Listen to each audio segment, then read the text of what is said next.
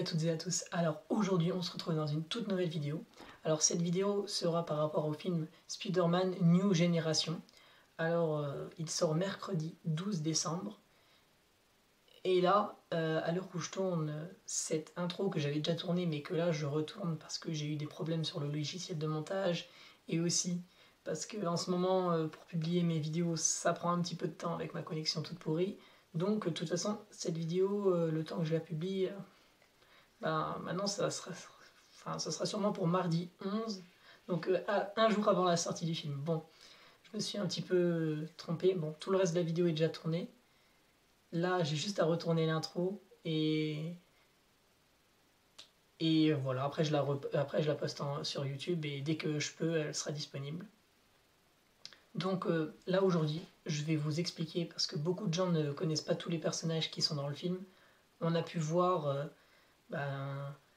Peter Parker qui lui est connu, on a pu voir Gwen, on a pu voir Miles Morales, mais après, que ce soit Spider-Man noir ou alors les deux autres, que je vais vous expliquer dans cette vidéo, sont beaucoup moins connus.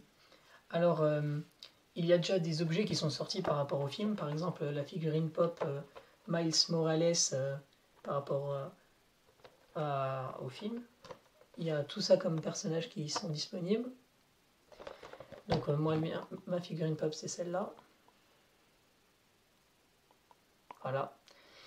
Et j'en suis pas déçu. Tant qu'on parle de Spider-Man et du multivers et tout ça, je lis un comic en ce moment qui est Ultimate Universe. J'en suis au 13e. Là, sincèrement, je vous conseille cette série de comics. Ils sont juste géniaux. Et voilà. Donc,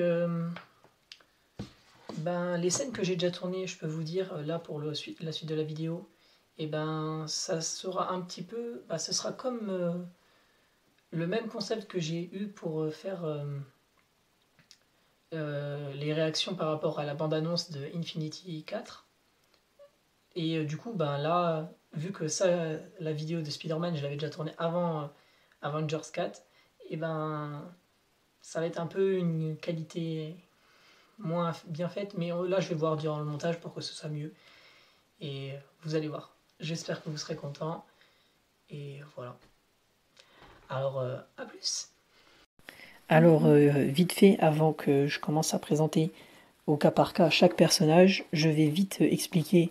je vais vite faire un petit résumé du film parce que je vais pas mettre de bande-annonce étant donné que le film sort le mercredi 12 et que moi je vais sûrement faire la vidéo pour le mardi 11. Je vais pas vous mettre une bande-annonce, ça sert à rien, je pense que vous l'avez tous vu. Mais si, imaginons, il y en a qui l'ont pas vu, je vais quand même faire un petit résumé oral, comme ça ils sauront de quoi je parle. Alors, Spider-Man New Generation, ou alors Spider-Man dans le Spider-Verse, c'est aussi un titre qui a été donné. Je sais qu'au Québec c'est comme ça qu'ils l'ont appelé et je trouve ça plus logique. Et c'est un film où on voit vraiment l'histoire de Miles Morales. On est dans l'univers dans son univers à lui. Et on va voir que, en plus de lui, il y aura Peter Parker, Spider-Gwen, Spider-Ham, Spider-Man noir et Penny Parker. Je vais tous vous les décrire. Et ensemble, ils vont faire équipe pour vaincre le caïd et afin de pouvoir tous retourner dans leur dimension respective, on va dire. Et vraiment, ce film annonce d'être très, très, très, très lourd. Voilà. Passons au personnage numéro 1. Alors, nous allons commencer avec le tout premier Spider-Man, qui est Peter Parker. Alors, Peter Parker, je pense que c'est vraiment le Spider-Man le plus connu. J'ai pas vraiment besoin de vous expliquer c'est qui, même si je vais quand même le faire pour ceux qui ne le connaîtraient pas. Alors, Peter Parker, alors en fait, il s'est fait mordre par une araignée radioactive et depuis ça, il a des super pouvoirs. Et il s'est appelé Spider-Man, il s'est créé son costume, même si là, dans le MCU, on peut voir que Iron Man lui donne un costume beaucoup plus perfectionné, mais le vrai Spider-Man n'a pas un costume comme ça. C'est vraiment un costume de base qui lui permet d'utiliser les toiles qu'il crée lui-même. Et ben, je pense qu'il n'y a plus vraiment rien à dire sur lui, hein. Il est vraiment connu. Et enfin, il a décidé de, de venger, enfin de faire le bien quand il a vu que son oncle, eh ben, il s'était fait tuer. Et du coup, ben, il avait comme objectif de trouver l'assassin de son oncle. Et du coup, voilà. Et c'est même grâce à lui que la phrase de grand pouvoir implique de grandes responsabilités. Eh ben, c'est grâce à lui que cette phrase elle est née. Enfin, voilà. Je pense que ça va être plus intéressant pour les autres personnages que vous ne connaissez pas trop que je les décrive parce que Peter Parker, en vrai, qu'est-ce qu'il y a à dire sur lui? Il est mythique ce personnage. Alors maintenant, nous allons parler de Miles Morales, qui pour moi est le Spider-Man qui est vraiment juste génial. Il a des super pouvoirs, une ambition juste géniale. Et pour moi, il est à la première place avec Peter Parker dans mes Spider-Man préférés. Et il est vraiment à deux doigts de le dépasser. S'il était plus mis en avant, ce serait vraiment lui le numéro 1. Alors, Miles Morales, il vient de la Terre 1610. Peter Parker, lui, il vient de la Terre 616. En fait, les Terres, c'est... Comment vous expliquer? C'est parce qu'il y a plusieurs univers et du coup, ils sont pas du même univers. Et en fait, Miles Morales, dans son univers, eh ben, il vit chez son oncle, Aaron Davis, et son oncle, il a cambriolé Oscorp. Et du coup, en cambriolant Oscorp, il y avait une araignée chez Oscorp qui s'était libérée. C'était une araignée qui était modifiée biologiquement. Et ben, elle est rentrée dans le sac de son oncle. Et quand son oncle a ramené le sac avec tous les trucs qu'il avait volés chez lui, elle a piqué Miles Morales. Et lui, au début, il savait pas qu'il avait des super pouvoirs. Et quand il les a découverts, eh ben, il voulait pas devenir un super-héros parce que déjà, il y avait un Spider-Man aussi dans son monde. Et aussi, il se voyait pas faire ça. Mais un jour, Spider-Man, Peter Parker de son monde, se fait vraiment beaucoup attaquer. Et il décide d'aller l'aider. Mais le temps qu'il y aille, c'est trop tard. Et Spider-Man Peter Parker meurt. Du coup, il s'en veut, il se plaint même à son meilleur ami qu'il aurait dû intervenir. Et au final, il devient le Spider-Man de son monde. Donc, tout se passe dans le meilleur des mondes. Et il essaye tout le temps de faire comme Peter. Vraiment, c'est comme si c'était son exemple. Et il a tous les mêmes pouvoirs que Peter Parker, au-delà du fait qu'il en a 2 de plus. Et il peut devenir invisible et électrocuté, ce que Peter Parker ne peut pas faire. Et du coup, voilà. Et un jour, il y a eu l'événement Secret Wars, et ça a fait que ils se retrouvaient tous ensemble, tous les Spider-Man. Et depuis, Miles Morales, il vit sur la Terre 616 avec le Peter Parker qui est toujours en vie. Et vraiment, depuis, ses aventures sont beaucoup moins bien, parce que Peter Parker est vraiment le personnage le plus mis en avant. Il devrait retourner dans son univers, parce qu'au moins il était aussi le numéro 1 et on le voyait plus en avant. Là, il combat des personnages pas trop connus. Et voilà. Et il a aussi fait partie des Vengeurs. Donc voilà. Je pense que j'ai à peu près tout dit sur Miles Morales. On va passer au prochain personnage. Passons au troisième personnage, qui cette fois-ci est une fille. C'est Spider-Gwen, ou Gwen Stacy, ou Spider-Woman. Vous l'appelez comme vous voulez. En tout cas, je suis sûr que vous la connaissez aussi, car elle est très aimée des fans. Et on peut dire que c'est bien qu'elle fasse partie des 6 Spider-Man présents dans le film. Alors, déjà pour expliquer ses pouvoirs, et dans son univers, c'est pas Peter Parker qui a été piqué, mais elle. Donc c'est elle qui a hérité des pouvoirs de l'araignée. Et Peter Parker, lui, du coup, n'ayant pas de pouvoir, il a toujours continué à se faire harceler. Et pour ne pas se faire harceler, il a cherché une formule, et c'est lui qui est devenu le lézard. Et du coup, Spider-Gwen l'a combattu, et il est même mort, Peter Parker. Et vraiment, c'est triste de voir Peter mort. Et désolé, ça avait coupé, je ne sais pas pourquoi. On adore les problèmes qu'on peut avoir pour créer une vidéo, c'est super. Mais sinon, qu'est-ce que je devais encore dire sur Spider-Gwen? Déjà, elle, son univers, c'est la Terre 65. Désolé que je dise à chaque fois univers. Mais sa création, c'est vraiment un bon truc parce que comme il y a eu le Spider-Verse, ça a permis que Peter la revoie. Enfin, c'est plein de petits moments toujours cool à lire. Et là, que dans le film, il se retrouve comme ça, j'ai l'impression quand même qu'elle sera beaucoup plus jeune que Peter Parker dans le film. Donc, c'est à revoir. Mais en tout cas, c'est marrant la scène où elle bloque Miles Morales et Peter Parker avec ses toiles, comme si elle pouvait les gérer tous les deux. Enfin voilà. Passons au personnage numéro 4.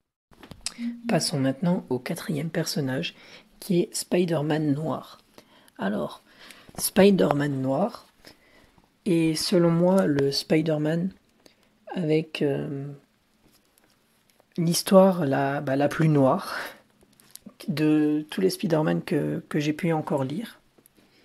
Dans sa réalité, la Terre 90 214, alors les États-Unis étaient dirigés principalement par le Bouffon, et vraiment tout le monde était intimidé par lui, tout le monde était à ses ordres.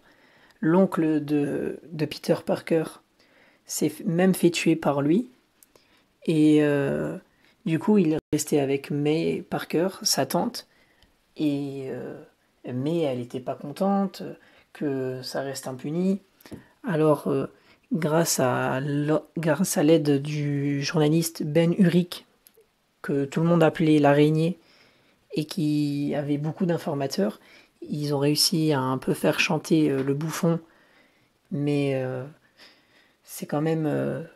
il y avait toujours des gens pour essayer de faire taire Peter et May. Du coup, Ben Urich les a... Enfin, oui, c'est Urich, excusez-moi. Et Ben Urich les a toujours un petit peu protégés.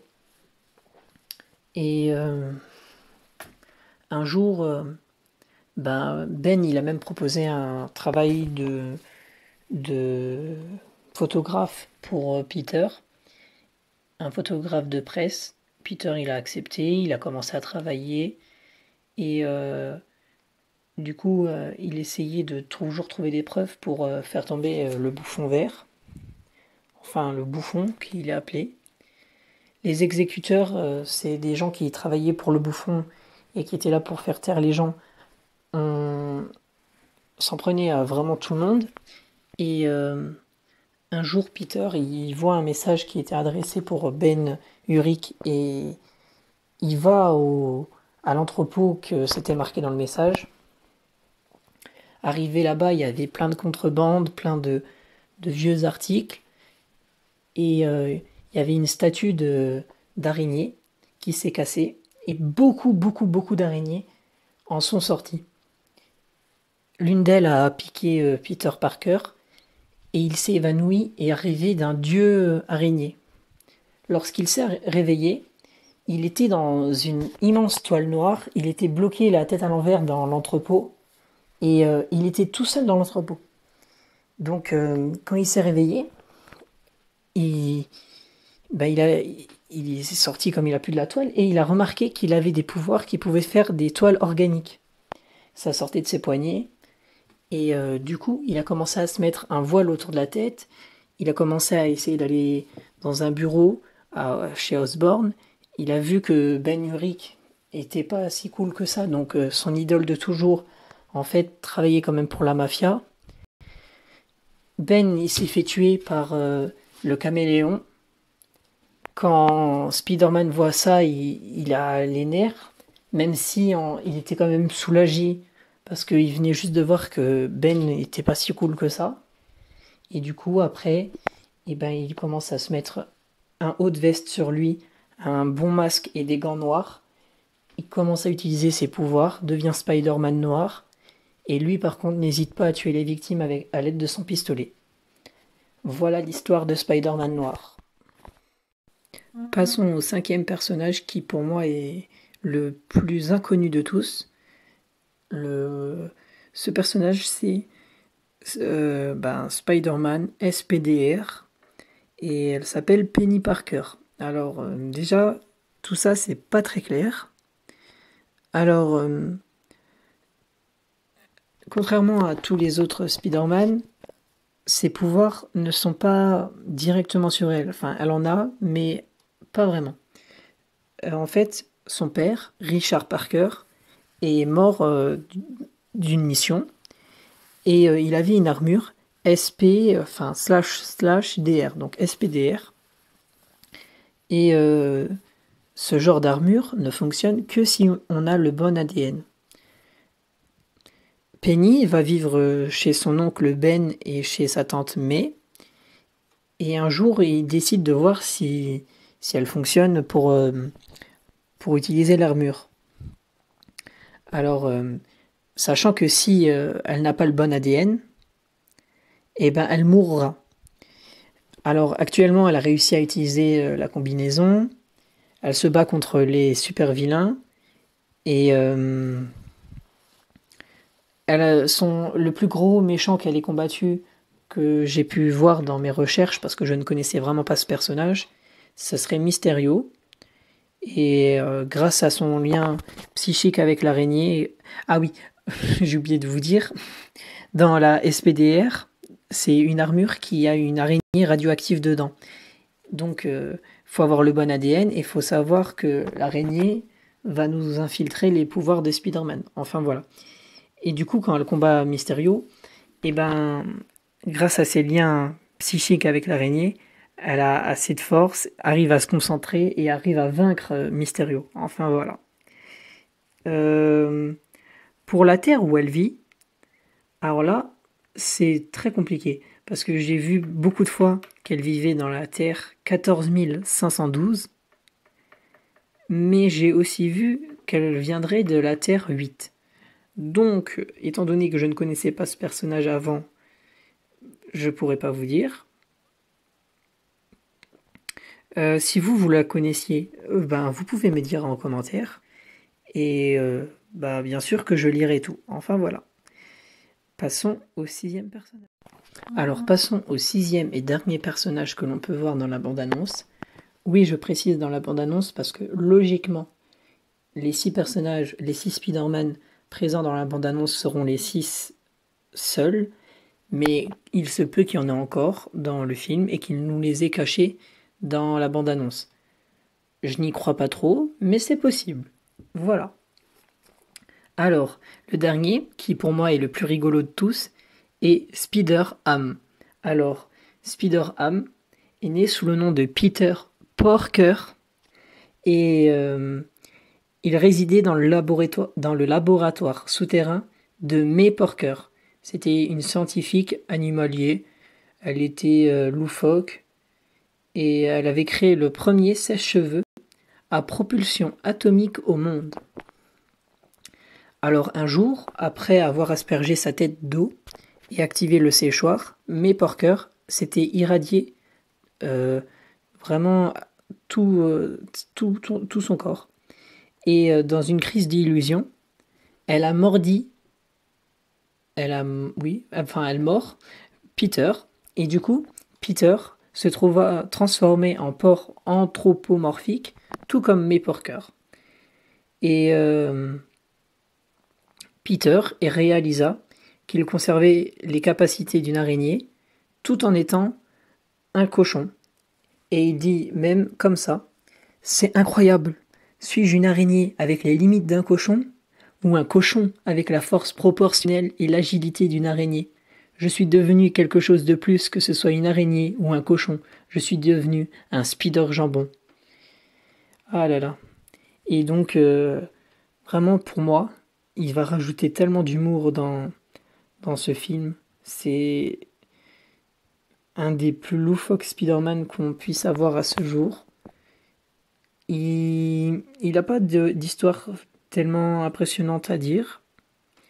Il a comme capacité de la résistance, de l'agilité. Il a vraiment toutes les capacités comme le vrai Spider-Man. Et vraiment, il n'en a pas de plus. Là, j'étais en train de chercher dans quelle terre lui il vient.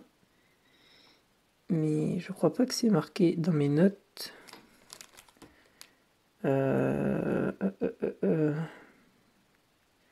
Ouais, je l'ai pas marqué. C'est un petit peu bête. Je vais vite marquer sur Google. Désolé.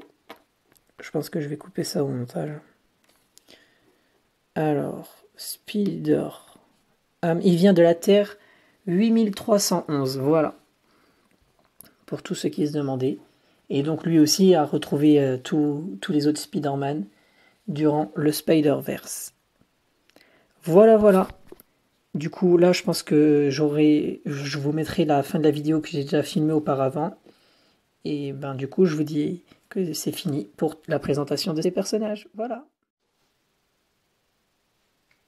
Alors voilà, la vidéo elle est finie. Je vous ai expliqué pour les 6 personnages. Et j'espère que ça vous aura aidé à connaître plus tous ces personnages qui seront présents dans le film. Pour moi, ça va être vraiment un bon film. Parce que déjà dans la bande-annonce, il y a des passages assez marrants. Et vraiment, je trouve que c'est tourné dans un bon sens. J'aime bien les graphismes du film. J'aime vraiment tout comment ça s'annonce. Je pense pas que j'irai le voir dès mercredi. Mais vraiment, je sais que je le verrai. Et ça va être une dinguerie. Alors voilà. Du coup, je vous dis salut les amis. Et à la prochaine.